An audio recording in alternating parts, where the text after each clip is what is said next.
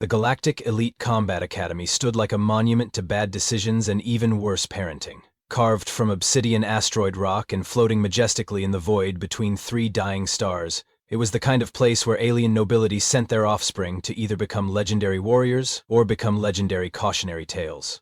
Mostly the latter, if we're being honest.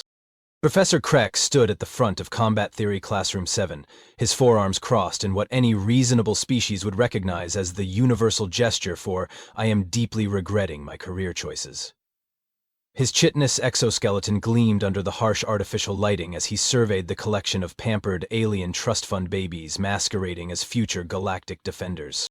"Welcome to your final trial preparation, cadets," Krex announced, his voice carrying the particular brand of enthusiasm typically reserved for dental procedures. "In 72 standard hours, you will each face the Academy's greatest challenge alone, unarmed, and quite possibly screaming." Prince Zephyr of the Etherian Wind Courts preened his iridescent feathers, clearly unimpressed. Standing nearly 8 feet tall, with wings that could generate localized hurricanes, he'd spent the last 3 years reminding everyone within earshot that his bloodline had conquered 17 star systems before his species discovered fire. "Professor, surely you don't mean unarmed in a literal sense. My father's blade has been blessed by the storm priests of—" "Completely unarmed," Krex interrupted, savoring the way Zephyr's crest feathers deflated. "No weapons, no armor, no daddy's magic sword, no emergency beacon that summons your personal fleet." Gornex, whose rocky hide could deflect plasma bolts and whose family owned half the mining operations in the Outer Rim, shifted uncomfortably.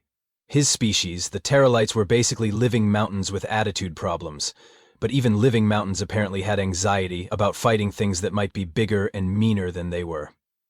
"What exactly are we facing, Professor?" "Patience, Cadet Boulder for Brains," Krex replied with the kind of smile that suggested he'd been waiting all semester to deliver this particular bombshell. "All will be revealed in due time." In the back corner, Pixie tried to make herself invisible, which was impressive considering she was already only 3 feet tall and naturally translucent. Her compound eyes darted nervously between her classmates as her 4 arms fidgeted with her datapad. Unlike her peers, she'd actually earned her place here through academic excellence rather than family connections, which meant she was smart enough to be terrified, and poor enough that failure meant something worse than disappointing daddy. The classroom door slid open with a pneumatic hiss that somehow managed to sound sarcastic, and in walked the most confusing sight any of them had encountered in their years of interstellar education. A human. Not just any human, mind you, but a human who looked like he'd gotten dressed in the dark, possibly while falling downstairs, and then decided that was good enough for one of the galaxy's most prestigious military academies. His brown hair stuck up at angles that defied several laws of physics. His uniform was wrinkled in ways that suggested it had been stored in a black hole, and he was carrying what appeared to be a sandwich. "Sorry I'm late," the human said, taking a bite of his sandwich as he surveyed the room. "Got lost looking for the cafeteria. This place is huge. Like, unnecessarily huge. Who needs 17 different types of anti-gravity toilets?" Professor Krex's 4 eyes blinked in sequence, a nervous tic he'd developed during his years of military service, and which had only gotten worse since he'd started teaching entitled alien teenagers. "You must be the exchange student. Jake Martinez?" "That's me," Jake confirmed, apparently unbothered by the fact that every other student was staring at him like he was a particularly interesting car accident. "Human from Earth, here on some kind of cultural exchange program? Honestly, I just applied because it looked cool on the brochure, and my mom said it would look good on my college applications." The silence that followed was the kind typically reserved for moments when someone mentions they've accidentally started a small war or forgotten to feed the pet neutron star. "You do realize," Zephyr said slowly, his voice dripping with the kind of condescension that only comes from having a net worth larger than most planetary budgets, "that this is a combat academy, for warriors, not for whatever humans do." Jake shrugged, taking another bite of his sandwich. "Yeah, I figured that out pretty quick. Though, to be fair, your recruitment materials were really unclear about the whole 'might die horribly' aspect. Very heavy on the prestigious education angle, light on the 'your parents might need to identify your remains through dental records' fine print." Pixie's antennae twitched, in what might have been amusement or horror. "Are you not concerned about the final trial?" "Should I be?" Jake asked, genuinely curious. I mean, how bad could it be? Back home I had to deal with my little sister, And she once tried to poison me because I ate her Halloween candy. This can't be worse than that. Professor Krex felt something that might have been respect, if respect could be mixed with profound concern for a student's mental health. The final trial, Cadet Martinez, is a tradition dating back 4,000 years. It is the ultimate test of a warrior's skill, courage, and will to survive. Cool, Jake said. Is it multiple choice? Because I'm really bad at essay questions. The professor's left eye twitched. You will face the Academy's apex predator in single combat, alone. The trial ends when either you emerge victorious, or medical retrieves enough of your remains to warrant a memorial service. Jake paused mid-chew, considered this for a moment, then nodded thoughtfully. Okay. Follow-up question. Is the cafeteria open after the trial? Because I'm probably going to work up an appetite.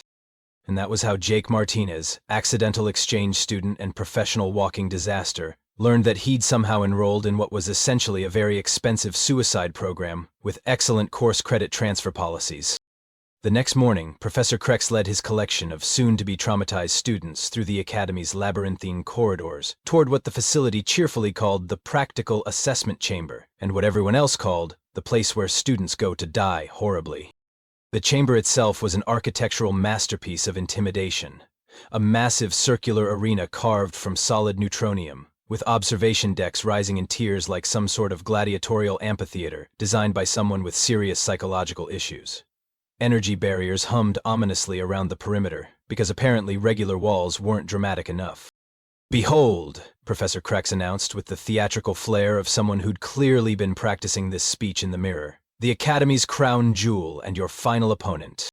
The floor in the center of the arena began to iris open, revealing a containment chamber that disappeared into darkness so complete it seemed to actively absorb light. The sound that emerged was something between a growl, a scream, and the noise your plumbing makes right before it explodes and floods your basement. What rose from that darkness was the kind of creature that evolution produces when it's having a particularly bad day and decides to take it out on the rest of the universe. The Void Stalker stood 12 feet tall and looked like someone had taken a panther, a dragon, and a particularly aggressive shadow, then fed them all steroids and existential dread. Its hide was midnight black with patches that seemed to bend light around them. 6 legs ended in claws that could probably cut through starship hulls, and its 3 heads each featured more teeth than any reasonable creature should need. Its eyes glowed with the kind of malevolent intelligence that suggested it not only wanted to eat you, but also judge your life choices while doing so. Sweet merciful nebulae, Pixie whispered, her compound eyes reflecting the creature's otherworldly glow. That thing is bigger than my family's mining crawler. Zephyr's feathers had gone completely white, which in Etherian physiology was roughly equivalent to a human fainting while standing up. Surely this is some sort of holographic demonstration? Oh, it's real, Professor Krex confirmed with the enthusiasm of someone delivering particularly bad news. The Voidstalker has been the Academy's final trial for over 2 millennia. It has claimed the lives of exactly 63 students, maimed another 147, and given approximately 2,000 others severe psychological trauma that requires decades of therapy. Gornex, despite being literally made of rock, was visibly sweating. What's its success rate against students? Define success, Krex replied. If you mean students who walk out alive, that's roughly 37%. If you mean students who walk out alive and retain full use of all their original limbs and organs, we're looking at closer to 12%. Jake, who had somehow produced another sandwich from somewhere, raised his hand. Quick question. Has anyone tried just asking it nicely not to kill them? Because that works surprisingly often with aggressive animals back home. The silence that followed was broken only by the Voidstalker's continued growling, which now seemed to carry a note of curiosity, as if it too was wondering about this strange human's logic. Cadet Martinez, Professor Krex said slowly. This is not aggressive animal. This is an apex predator from the void between worlds. It was bred specifically to hunt and kill the most dangerous creatures in the galaxy. Its brain is roughly the size of a walnut, and most of that is devoted to calculating the most efficient way to separate your head from your shoulders. Right, but has anyone actually tried the talking thing? Jake persisted, apparently immune to the growing horror on his classmates' faces. I mean, just because something looks scary doesn't mean it's not reasonable. My Uncle Bob looks like he could bench press a small car, but he cries during romantic comedies. The Voidstalker chose that moment to demonstrate its hunting prowess by moving faster than thought itself, slamming into the energy barrier with enough force to make the entire chamber shake.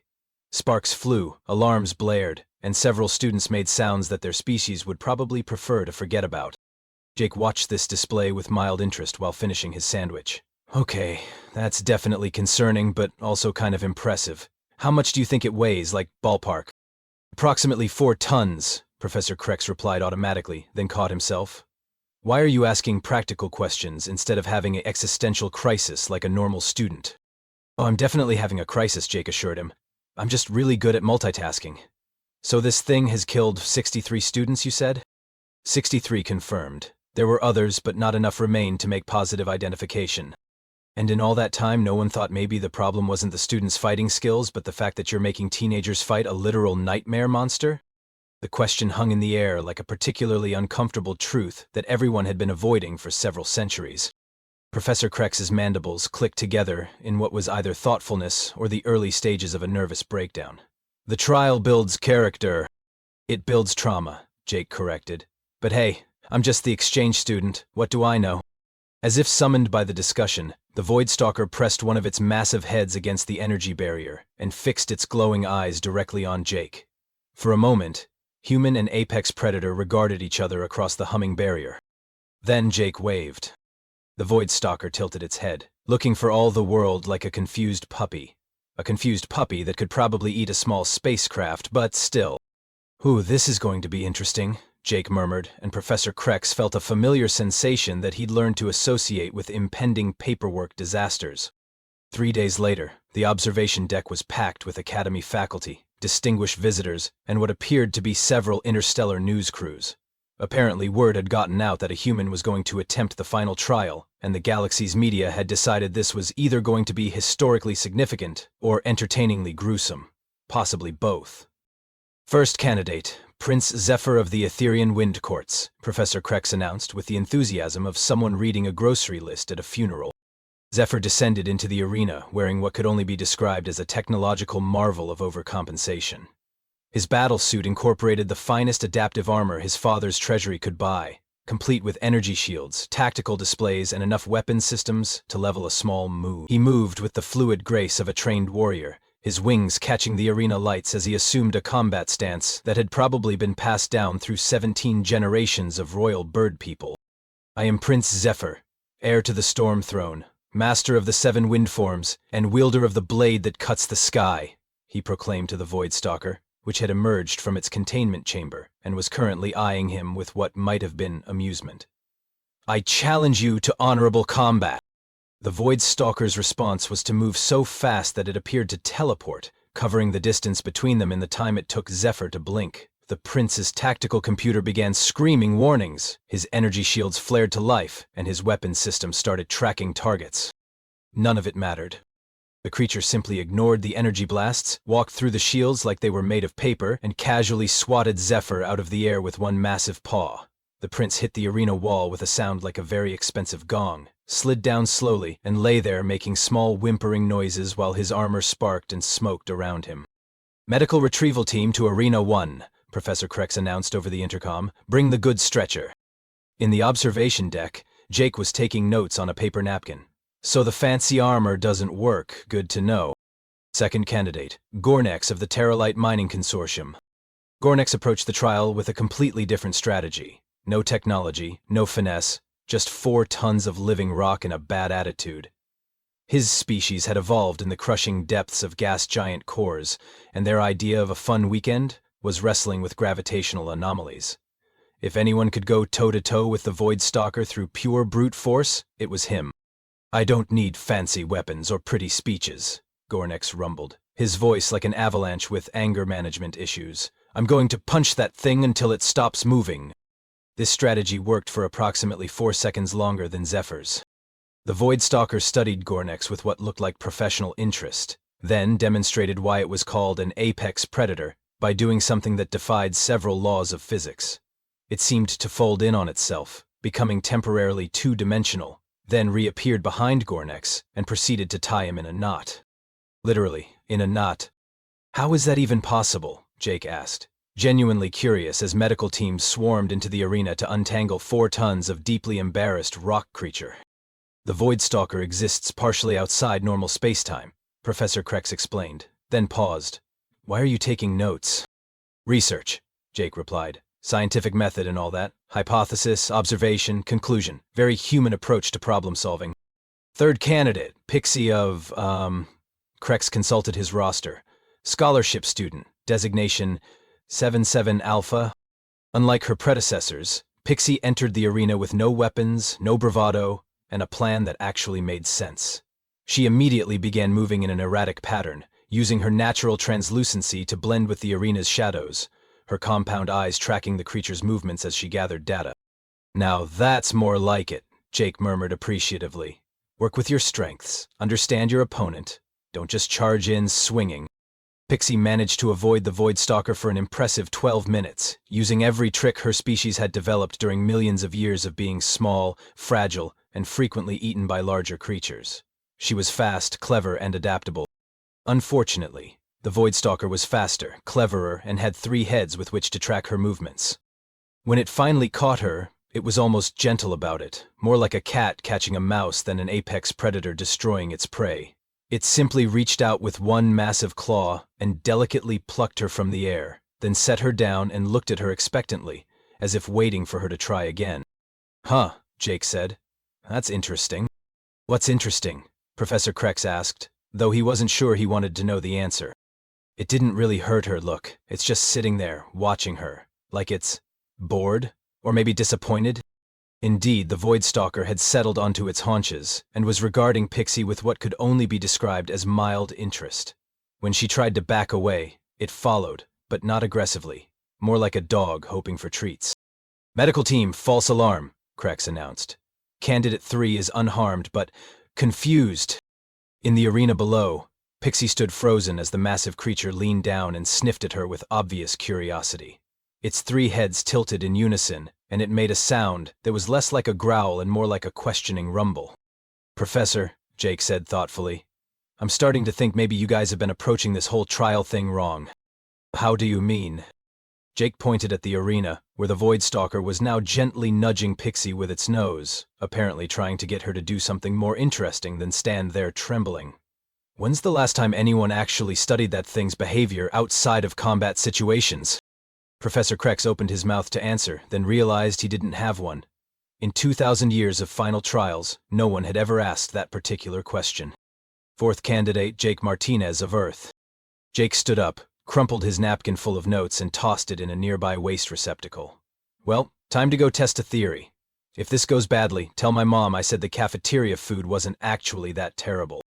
As he walked toward the arena entrance, Professor Krex found himself wondering if he should update his insurance policy. Something told him that whatever was about to happen, it was going to be very expensive to explain to the Academy Board of Directors.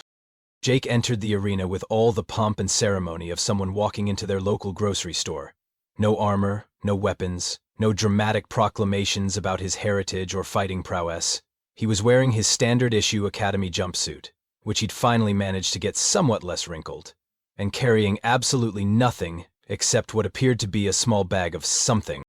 The Voidstalker, which had been pacing restlessly since Pixie's extraction, immediately focused all 3 of its heads on this new arrival. Its glowing eyes tracked Jake's movement as he walked calmly to the center of the arena, and the creature's massive form tensed, in preparation for what it clearly expected to be another disappointing bout of violence. Instead, Jake sat down cross-legged on the arena floor. Medical team on standby, Professor Krex muttered into his communicator. And maybe call the custodial staff. We're probably going to need industrial-grade cleaning equipment. In the observation deck, the assembled faculty, media representatives, and distinguished visitors leaned forward in collective anticipation of watching a human get spectacularly destroyed. The Voidstalker approached slowly, its claws clicking against the arena floor, all 3 heads lowered in what was unmistakably a hunting posture. Jake opened his bag and pulled out what looked like a sandwich. Hey there, big guy, he said conversationally, as if he were addressing someone's pet rather than a legendary killing machine. Rough day? I bet it gets pretty boring down here, huh? The Voidstalker stopped mid-stride, all 3 heads tilting in obvious confusion. In 2 millennia of final trials, no one had ever just talked to it. I mean, think about it from your perspective, Jake continued, taking a bite of his sandwich. You live in a dark hole, people only visit you when they want to fight, and they're usually terrible at it. That's gotta be frustrating. Like, I once had a job where I had to deal with difficult customers all day, and let me tell you, it was not great for my mental health. One of the creature's heads lowered until it was about 6 feet from Jake, close enough that he could see his reflection in its massive eyes. The other two heads remained alert, but their aggressive posture had shifted to something more like curiosity. You're probably wondering why I'm not running around screaming, or trying to stab you with something pointy, Jake said. Honestly, I thought about it, but then I realized something. You know what the most dangerous animals on my planet have in common? The Void Stalker made a rumbling sound that might have been a question. They're usually scared, hungry, or protecting something, Jake explained. And you don't look scared. The food pellets I saw them loading into your habitat suggest you're not hungry. So that leaves protecting something, but there's nothing down here to protect except yourself. He pulled out what looked like a piece of dried meat from his bag and held it out toward the nearest head. This is jerky. It's basically concentrated protein that humans invented because we're really bad at catching our own food and needed something that wouldn't spoil during long trips. Want to try some? The head that had been studying him stretched forward slowly, sniffed at the offered treat, then delicately plucked it from Jake's fingers with precision that would have impressed a surgeon. The creature chewed thoughtfully, then made a sound that was unmistakably pleased. Good, right? My mom makes it herself. She uses some kind of secret spice blend that she refuses to tell anyone about, even me. In the observation deck, Professor Krex was experiencing what medical professionals would probably classify as acute cognitive dissonance. Is he feeding it snacks? I think he's having a conversation, Pixie whispered, her compound eyes wide with amazement. Jake had produced another piece of jerky, but this time he didn't immediately offer it. Instead, he held it up where all three heads could see it. Okay, I'm going to try something, and I need you to work with me here. Can you sit? The Void Stalker stared at him. You know, sit, like Jake demonstrated by shifting his position slightly. Haunches down, weight back, front legs straight. Sitting. For a moment, nothing happened. Then, with the kind of careful deliberation usually reserved for major diplomatic negotiations, the Void Stalker lowered its hindquarters until it was sitting like an enormous, terrifying dog. The observation deck erupted in chaos. Half the faculty were frantically taking notes, a quarter were having what appeared to be existential crises, and the remaining quarter were placing bets on what Jake would try next. Outstanding, Jake said, tossing the jerky to the center head, which caught it with obvious satisfaction. You're actually pretty smart, aren't you? I bet no one's ever bothered to find out. He reached slowly toward the creature's nearest leg, telegraphing his movement clearly. Is it okay if I touch you? I'm not going to hurt you, I just want to see if my theory is right. The Void Stalker considered this request with the gravity it deserved, then shifted slightly to bring its leg closer to Jake's hand. The moment Jake's palm made contact with the creature's hide, everything changed. What had been midnight black with light-bending patches suddenly showed hints of deep blue and purple, like an oil slick catching starlight. The creature's three heads moved in unison to look down at Jake, and the sound it made was nothing like its previous growls. It was purring.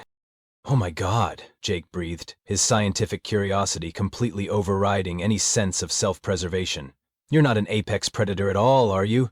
You're a social creature. You've been isolated for centuries, and everyone who visits you comes in ready to fight, so you fight back, because that's the only interaction you ever get. The purring grew louder, and the Void Stalker carefully lowered itself until it was lying down, bringing all three heads within easy reach of Jake's hands. Professor Krex, Jake called up to the observation deck, his voice carrying clearly in the sudden silence. I hate to break it to you, but I think your final trial has been fundamentally flawed for about 2,000 years. Professor Krex felt something that might have been the early stages of a complete worldview collapse. How? How did you know? Animal Planet, Jake replied, scratching behind what he hoped were the creature's ears. Also, basic psychology. Aggression is usually a symptom, not the actual problem. You guys have been treating symptoms for millennia without ever addressing the underlying issue. The Void Stalker rolled over.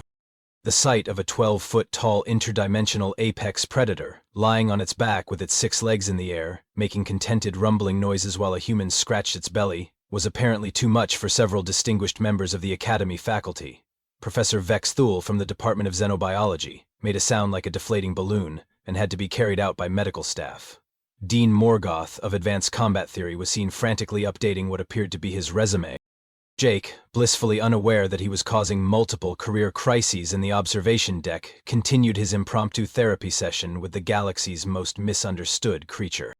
"You know what I think happened?" he said, working his fingers along what he was pretty sure was the creature's equivalent of a happy spot, judging by the way all three heads were making synchronized purring sounds. "Someone way back when caught you, maybe when you were young, and instead of trying to understand what you needed, they just stuck you in a hole and decided you were too dangerous to interact with properly." The Voidstalker's middle head turned to look at him with what Jake was becoming increasingly convinced was actual intelligence, not just predatory cunning. "Yeah, I bet that's it.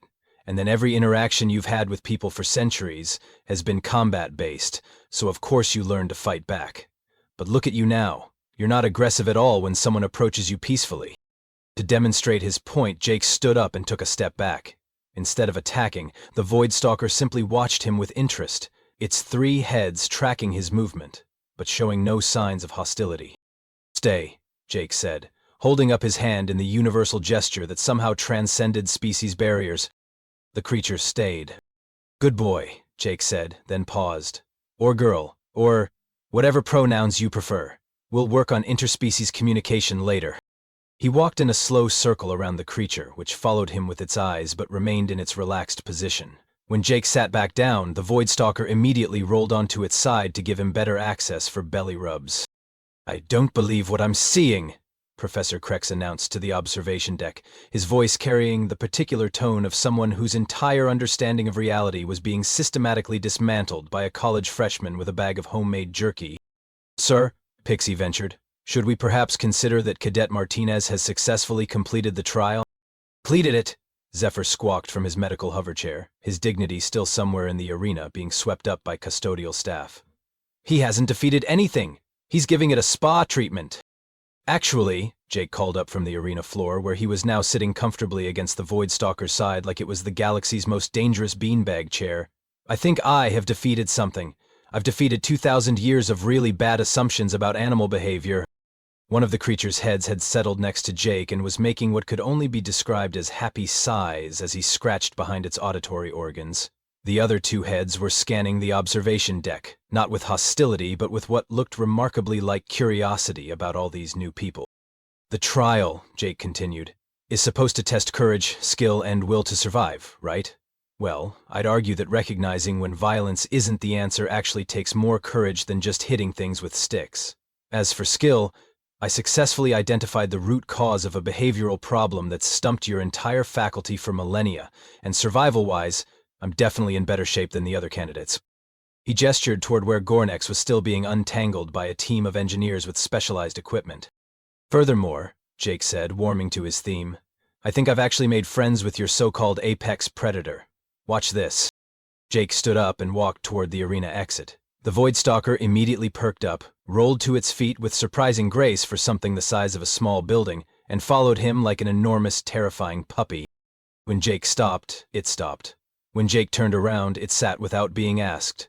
When Jake held out his hand, it gently pressed its nearest head against his palm and resumed purring. "I hereby declare," Jake announced to the stunned observation deck, "that the final trial has been successfully completed through the revolutionary technique of not being a complete idiot about basic psychology." The silence that followed was broken only by the Voidstalker's contented rumbling and the sound of several Academy administrators frantically trying to figure out how to explain this to their insurance companies. "Cadet Martinez," Professor Krex said slowly, "what exactly do you propose we do now? The creature has been contained in this facility for over 2,000 years. Its entire purpose is to serve as the final trial." Jake looked up at the observation deck, then at his new friend, then back at the deck. "Well, first off, maybe we stop calling it the creature and give it a proper name. How about Buddy?" The Voidstalker's three heads perked up at the word, and it made a pleased, trilling sound. "Buddy likes that name," Jake observed. "Second, maybe we stop keeping a clearly social being in solitary confinement and start treating it like the intelligent creature it obviously is. And third, I think your academy needs to seriously reconsider whether Fight the Scary Monster is really the best way to evaluate whether someone is ready to be a galactic defender." He gave Buddy another scratch behind the ears, which prompted a happy rumble that seemed to vibrate through the entire arena. "After all, the galaxy has plenty of people who are good at fighting. What it really needs is more people who are good at understanding." In the observation deck, Professor Krex found himself faced with the most terrifying prospect any educator could imagine, having to admit that one of his students was absolutely right. 6 months later, the Galactic Elite Combat Academy had undergone what the board of directors euphemistically called significant curricular restructuring, and what everyone else called that time a human with a sandwich completely revolutionized our entire educational philosophy. The arena had been converted into what was now officially designated as the Interspecies Understanding and Communication Center, though most students just called it Buddy's Playground. The former Void Stalker had become something between a therapy animal, a teaching assistant, and the Academy's unofficial mascot. Professor Krex stood in his newly redesigned classroom, watching through the observation window as Jake led a group of first-year students in what he called practical xenopsychology. Today's lesson involved teaching Buddy to play fetch with a ball that was roughly the size of a small asteroid. The key thing to remember, Jake was explaining to his rapt audience, is that most behavioral problems stem from unmet needs. Buddy here needed social interaction, mental stimulation, and a sense of purpose. Once we addressed those needs, the aggressive behavior disappeared completely.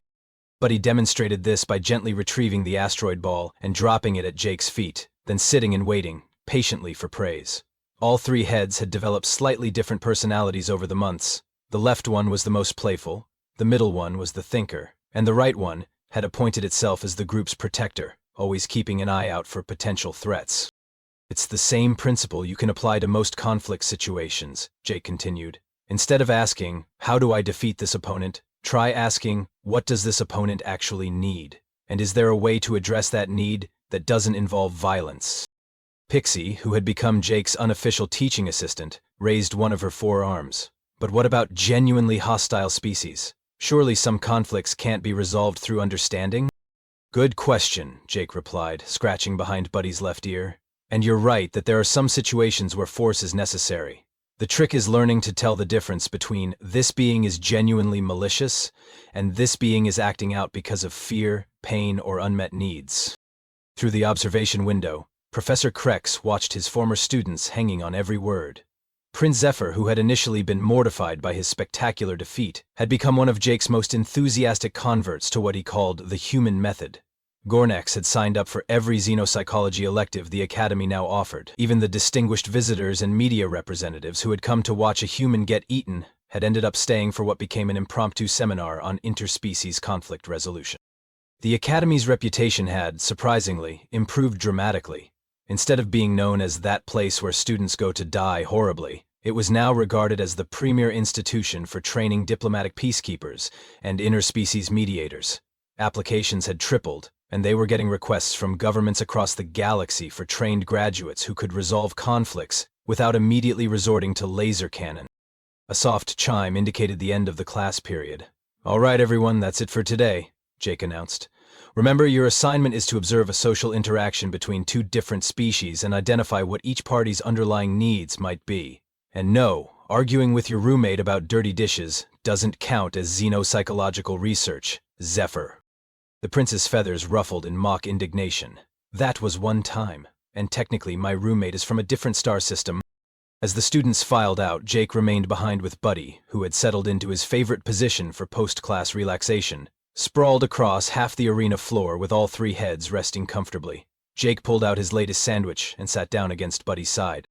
Professor Krex made his way down to the arena, as had become his habit. These informal post-class discussions had become some of the most valuable learning experiences of his teaching career.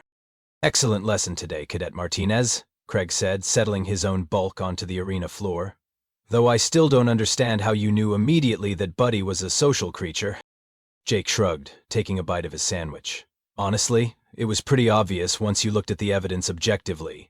Buddy's behavior patterns, the way he responded to different types of interaction, the fact that his aggression was always reactive rather than predatory.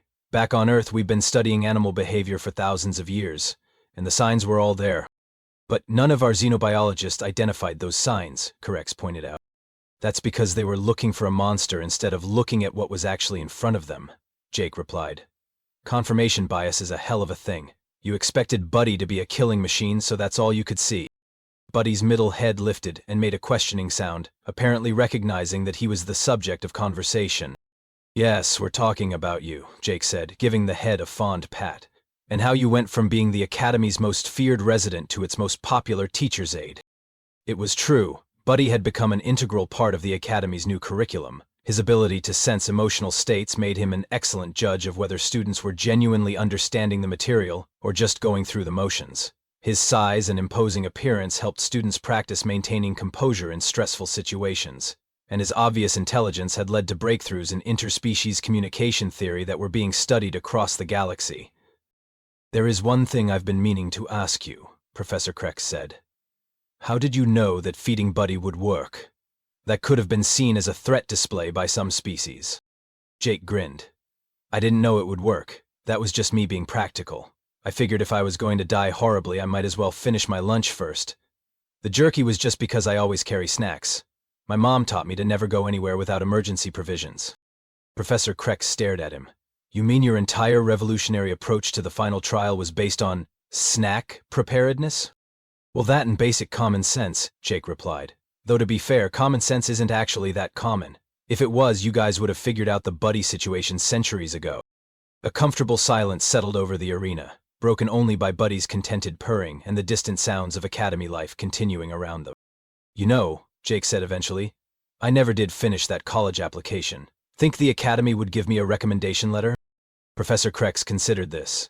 "Cadet Martinez, you've revolutionized our entire educational philosophy, solved a 2,000-year-old problem through the application of basic empathy, and turned our most feared trial into our most beloved learning experience.